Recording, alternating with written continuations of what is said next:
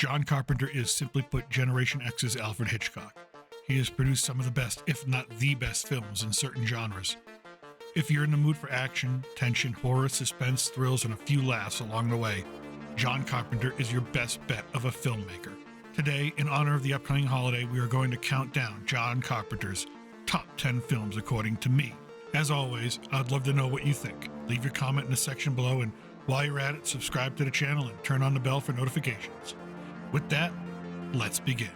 Number 10, Prince of Darkness. This film is a great foundation for understanding John Carpenter's filmmaking vision. 1987's Prince of Darkness is a story that begins when a priest named Father Loomis, played by Donald Pleasance, discovers an ancient, cryptic, and mysterious cylinder at the basement of a church in Los Angeles. This cylinder contains a swirling green liquid that appears to be the embodiment of pure evil. Father Loomis seeks the help of a physicist, Professor Barak, played by Victor Wong, to analyze the strange substance. Barak assembles a team of scientists and students to investigate the cylinder and its ominous contents.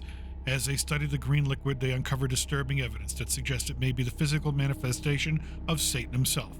As they delve deeper into their research, the group becomes trapped in the church by a growing horde of homeless people who are seemingly under the control of the malevolent force contained in the cylinder. It becomes clear that this ancient evil is trying to escape and spread its darkness into the world. Throughout the film, the group experiences a series of disturbing and violent events, including dreamlike visions and the possession of some of their members. The situation escalates and they must confront the ultimate horror, Satan's attempt to return to the mortal world. As the team fights to prevent the ultimate evil from breaking free, they must also confront their own fears and vulnerabilities. The film builds tension and a sense of impending doom as they struggle to contain the malevolent force within the church. Prince of Darkness is a chilling and atmospheric horror film that blends action, sci-fi, and the supernatural, creating a unique and suspenseful experience. It has the eerie atmosphere, disturbing imagery, and a sense of impending dread as it explores the battle between science and supernatural. And hey, it has Alice Cooper. Number 9, Assault on Precinct 13. 1976 Assault on Precinct 13 is an action thriller shot in the gritty 1970s format we've all come to know and love.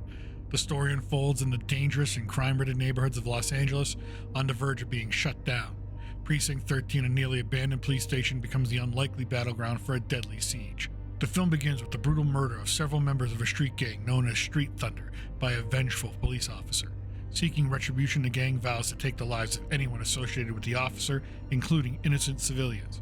As the night unfolds, Lieutenant Ethan Bishop, played by Austin Stoker, takes command of Precinct 13, which is now down to a skeleton crew. A handful of people, including a secretary, 2 convicts, and a father and daughter, find themselves trapped inside the precinct as the gang surrounds it, determined to exact their revenge.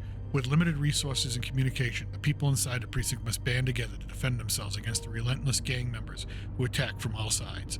The situation becomes a tense and deadly standoff, and the characters must rely on their wits and resourcefulness to survive. Assault on Precinct 13 is a suspenseful and intense film that explores themes of isolation, survival, and the thin line between law and chaos. John Carpenter's direction and score contribute to the film's gritty atmosphere and create a gripping sense of tension as the characters fight for their lives in a battle against overwhelming odds. This film is a cult classic and a testament to Carpenter's skill as a filmmaker. Number 8, The Fog. 1980's The Fog is a supernatural horror film and highly underrated. The story is set in the coastal town of Antonio Bay, California, which is preparing to celebrate its centennial. The film opens with the town's history revealed through a diary. It tells of a ship named the Elizabeth Dane, which was lured to its destruction by a group of conspirators led by the 6 founding fathers of Antonio Bay. These men sought to steal the gold from the ship and murdered everyone on board. The gold was used to build the town and establish its prosperity. As the centennial celebration begins, strange and supernatural occurrences grip the town. A mysterious and glowing fog rolls in from the sea, carrying with it the vengeful spirits of the ship's crew who have returned to exact their revenge on the descendants of the town. The vengeful ghosts armed with hooks and swords set their sights on the townspeople. Among those affected are the town's radio DJ, Stevie Wayne, played by Carpenter mainstay Adrienne Barbeau, and a local priest, Father Malone, played by Hal Holbrook. They work together to uncover the truth behind the vengeful spirits and find a way to stop the murderous fog from claiming more victims. As the fog descends upon Antonio Bay, it becomes clear that the town's survival depends on discovering a way to appease the vengeful spirits and put an end to the curse that has haunted them for a century. The Fog is suspenseful and atmospheric, a horror film known for its eerie and moody cinematography and Carpenter's skillful use of tension and scares. The film combines elements of ghost stories and maritime legends to create a memorable and chilling tale of revenge from beyond the grave. Number 7, Christine. Christine is a horror film from 1983 directed by John Carpenter and based on a novel by Stephen King. The story revolves around a supernatural and malevolent 1958 Plymouth Fury named Christine. The film follows the life of Arnie Cunningham, played by Keith Gordon, a high school student who is often picked on and considered a social outcast. Arnie becomes infatuated with an old, dilapidated 1958 Plymouth Fury that he discovers in a rundown junkyard. He purchases a car and starts restoring it, naming it Christine. As Arnie invests more and more time and energy into Christine's restoration, he undergoes a significant personality change. He becomes confident, assertive, and even arrogant. Arnie's newfound obsession with the car strains his relationship with his best friend, Dennis, played by John Stockwell, and causes concern for his parents and others around him. What Arnie doesn't realize is that Christine is no ordinary car. The vehicle is possessed by a malevolent spirit, and it has a jealous and possessive nature. It not only begins to repair itself, but also actively seeks to eliminate anyone it perceives as a threat to its relationship with Arnie. As Christine's influence over Arnie grows, people close to him start to die under mysterious and grisly circumstances. Dennis and Arnie's girlfriend Lee, played by Alexandra Paul, becomes determined to save Arnie from Christine's malevolent control. The film builds to a climactic and thrilling showdown as they try to destroy the sinister car. Christine seemingly comes back from the dead, and the battle between man and machine becomes a fight for survival. Christine is a suspenseful film that explores themes of obsession, possession, rebellion, and the supernatural. John Carpenter's The Master of Film Horror is the perfect director to adapt a classic novel by the master of literary horror, Stephen King, and the film has become a cult classic in the horror genre. Number 6. In the Mouth of Madness. This is a psychological horror film that blurs the lines between reality and fiction. The story follows John Trent, played by Sam Neill, an insurance investigator with a reputation for exposing fraudulent claims. He's hired by Arcane Publishing to find Sutter Kane, played by Jürgen Prochnow, a wildly popular horror novelist whose works have an unusual and disturbing impact on the readers. Basically, Carpenter's satire about Stephen King's popularity in the late 80s. Trent's journey takes him to the fictional town of Hobbs End, the setting for Kane's novels, much like King's fictional Castle Rock. As he investigates, he encounters bizarre and nightmarish events that mirror the plots of Kane's books. The town's residents seem to be trapped in a horrifying delusion, believing the events from Kane's novels are real. Trent is paired with Linda Stiles, played by Julie Carmen, Kane's editor, who accompanies him as they delve deeper into the mystery of Kane's power and the true nature of Hobbs End. They discover that Kane's writing has a dark, supernatural influence, blurring the lines between fiction and reality. The story unfolds as Trent confronts increasingly surreal and increasingly terrifying events, ultimately realizing that he himself may be just another character in Kane's latest novel. As he descends into madness, he becomes obsessed with finding Kane and discovering the truth about the nature of evil that lurks in Hobbs End. In the Mouth of Madness is a mind-bending horror film that plays with themes of reality, insanity, and the power of storytelling. John Carpenter creates a disorienting and atmospheric experience that keeps the audience guessing about what is real and what is fiction. The film also serves as an homage to the works of H.P. Lovecraft and the creatures his works delivered to the public conscience, and explores the ideas that stories can have a profound and dangerous impact on the human mind. Number 5. The Thing. John Carpenter's The Thing is a science fiction horror film set in the icy wilderness of Antarctica. Starring Kurtrussell, someone Carpenter will have a long-standing partnership with throughout his career. The story centers around a group of American researchers stationed at an isolated research facility. Their lives take a terrifying turn when they encounter an ancient, malevolent extraterrestrial organism that has the ability to mimic any life form it consumes. The film begins with the arrival of a Norwegian helicopter pursuing a dog that has escaped from the nearby research station. The dog arrives at the American facility and the Norwegians are killed while trying to capture it. Perplexed by the Norwegian behavior, the Americans investigate their neighboring station, only to discover its ruins and its crew dead. Back at their station, the rescuers gradually realize the horrifying nature of the creature they've encountered.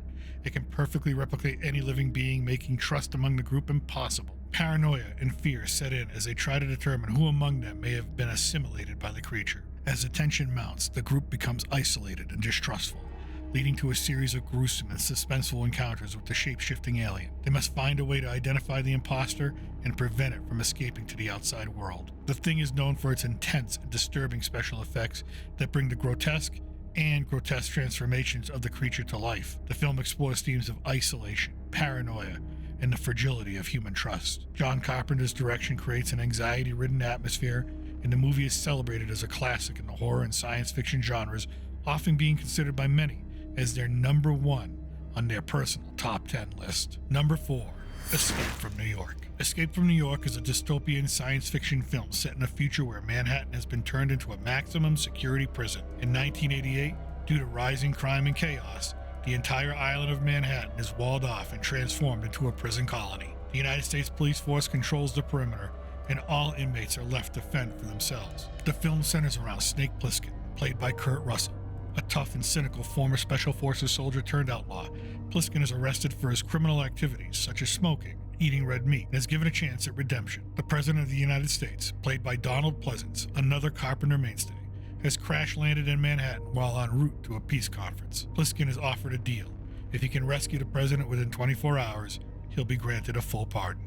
To add to the urgency, Plissken is injected with a micro-explosive device that will kill him if he doesn't return in time. He's airdropped into the chaotic and lawless prison city, armed with minimal equipment, and he sets out to locate the president. As Plissken navigates the dangerous terrain, he encounters various factions of inmates, including a group of crazed survivalists led by the Duke, played by Isaac Hayes. Along the way, he forms alliances and deals with betrayals, all while racing against the clock. Escape from New York is known for its gritty and dark atmosphere, as well as Kurt Russell's iconic portrayal of the anti-hero Snake Plissken. Carpenter's direction is like an engine that keeps shifting into higher gear when it comes to the tension in this film. The story unfolds as Plissken faces numerous challenges and obstacles, one after another, leading to a thrilling climax as he attempts to rescue the president from the chaos of Manhattan's prison city. Number 3. Halloween. Halloween is the classic horror film that opens in the small town of Haddonfield, Illinois in 1963. 6-year-old Michael Myers inexplicably murders his teenage sister with a knife on Halloween night.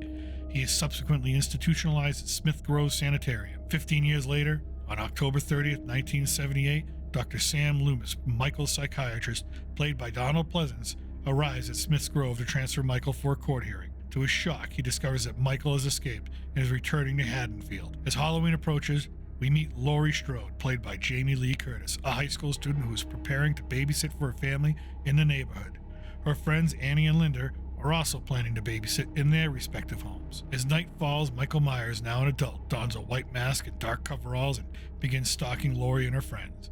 Unbeknownst to them, he is determined to finish what he started 15 years ago. Dr. Loomis, with the help of the town sheriff, races to Haddonfield to stop Michael's killing spree. Laurie becomes increasingly aware of the danger as she encounters glimpses of Michael throughout the day.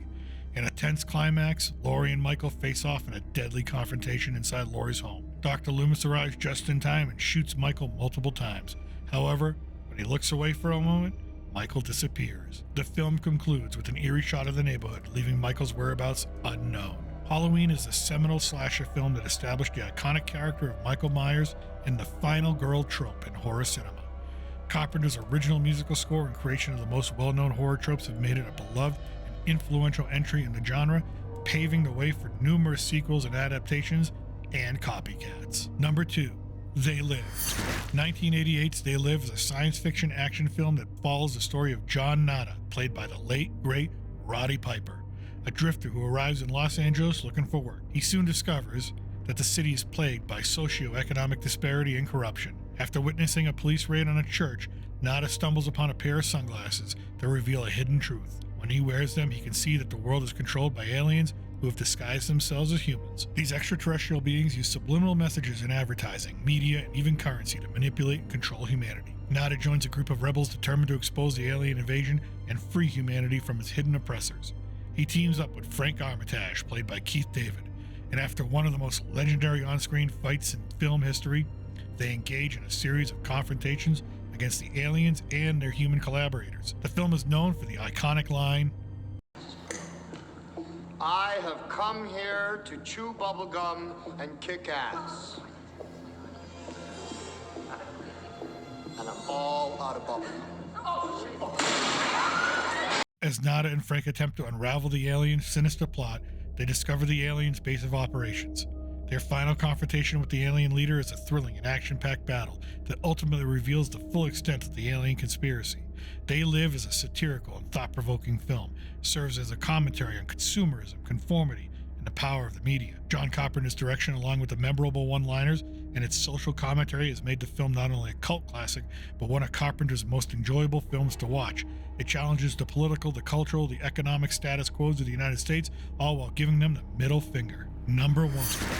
Big Trouble in Little China. This movie is an action-adventure comedy starring Kurt Russell as the charismatic but bumbling truck driver, Jack Burton. You know what old Jack Burton always says at a time like this? Who? Jack Burton. Me.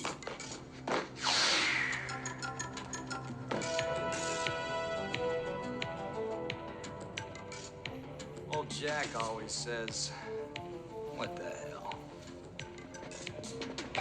The story unfolds in the bustling and mysterious streets of San Francisco's Chinatown. Jack accompanies his friend Wang, played by Dennis Dunn, to the airport to pick up Wang's fiancée, Miao Yan. However, the trip takes a bizarre turn when Miao Yan is kidnapped by a Chinese street gang known as the Lords of Death, who are working for an ancient, malevolent sorcerer, Lo Pan. Jack and Wang follow the trail to Chinatown, where they discover a hidden world of ancient Chinese magic, martial arts, and mysticism. They enlist the help of a tour bus driver, Egg Shen, played by Victor Wong, who reveals that Lo Pan is a 2,000-year-old sorcerer, cursed to exist as a ghostly, frail old man. To break the curse, he needs to marry a woman with green eyes, Miao Yan. As Jack and Wang delve deeper into the supernatural underworld, they encounter a variety of allies and adversaries, including the Three Storms, powerful elemental beings serving Lo Pan. Along the way, they rescue Gracie Law, played by Kim Cattrall, a journalist who becomes entangled in their quest. Jack, Wang, Gracie, and their eclectic group of allies embark on a second rescue mission to infiltrate Lo Pan's headquarters beneath Chinatown. The film unfolds with an assortment of kung fu battles, magic, and comedic moments as they confront Lo Pan and the Dark Forces. Big Trouble in Little China is known for its unique blend of action, humor, and fantasy. It pays homage to martial arts and supernatural cinema while adding a distinctly American twist. Kurt Russell's portrayal of Jack Burton, a well-intentioned but often clueless hero, is a highlight of the film. The movie is an entertaining and campy adventure that has become another Carpenter cult classic, celebrated for its witty dialogue and outrageous action sequences. If you've not seen this film, it is a must-watch that will keep you entertained from beginning to end. And that's my list. What do you think? Do you have a favorite John Carpenter film? If you enjoyed the video and want to see more, I'd appreciate you hitting the like button, subscribing to the channel, and clicking on the thumbnails for my top 10 Friday the 13th films and top 10 horror films of all time. As always, I appreciate you for watching. Until next time, I am the Reluctant Gringo, and from south of the border, salud and Huevo.